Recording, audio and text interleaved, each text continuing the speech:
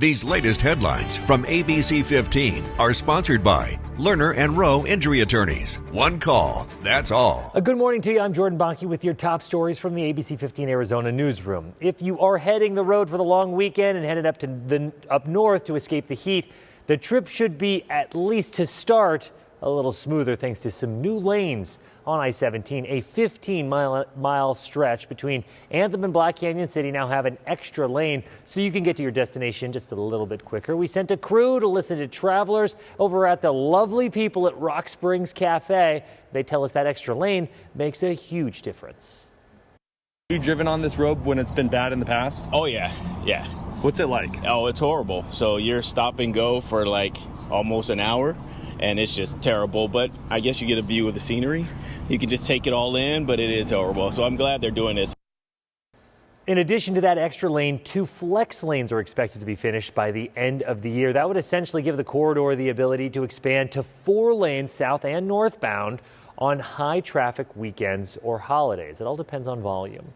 And President Trump is threatening new tariffs against one of the largest American companies. I bet you know what it is. The president says that he wants Apple to make its iPhones here in the U.S. Scripps News Group Alex Miller looking at the possibility of that happening.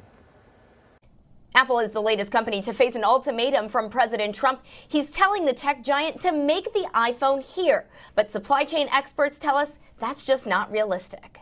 Apple caught in the crosshairs of President Trump's ongoing tariff actions. On Friday, the president threatening a tariff of at least 25% against the company if it doesn't manufacture the iPhones it sells in the U.S. domestically.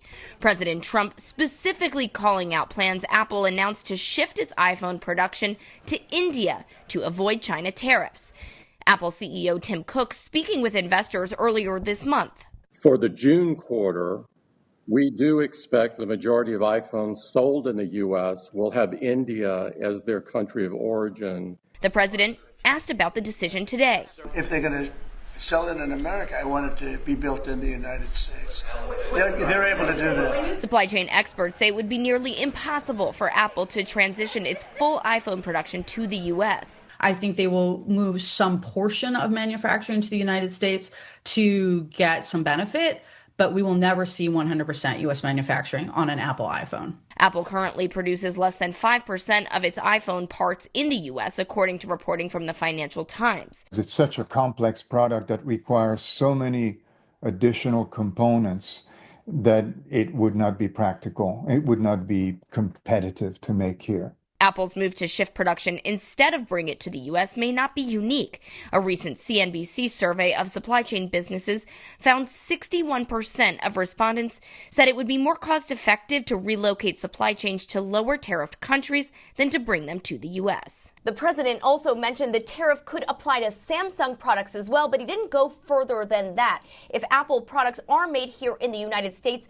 it could likely cost a lot more because of labor costs. One financial analyst predicted the iPhone could cost as much as $3,500. Other analysts say the prices will go up, but maybe not that much. Alex Miller, Scripps News Group, New York. And this is a live look around the area of the San Francisco Peaks, where Snow Bowl definitely still open. They'll still be open for the next 2 weekends, if you believe it or not. Here's a smart shopper tip. You can buy your lift tickets, which we just looked up, as low as $19 in advance online and save some money. 2 more weeks to go for the skiers up there in the high country. And it's also the last weekend of the Arizona Restaurant Week. From now until Sunday, you can enjoy specially prefixed meals at more than 200 restaurants statewide.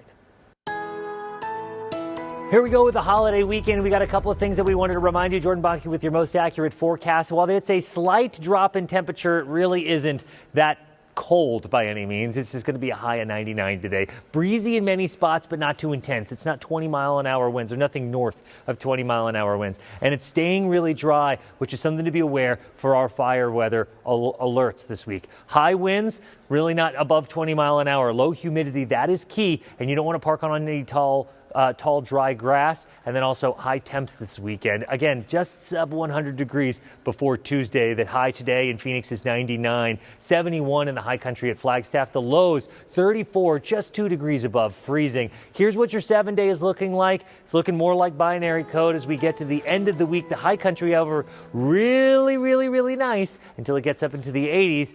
Hey, have a great holiday weekend. For the latest headlines, weather, and traffic, you can head to ABC15.com or download the always free ABC15 mobile app. Thanks for watching.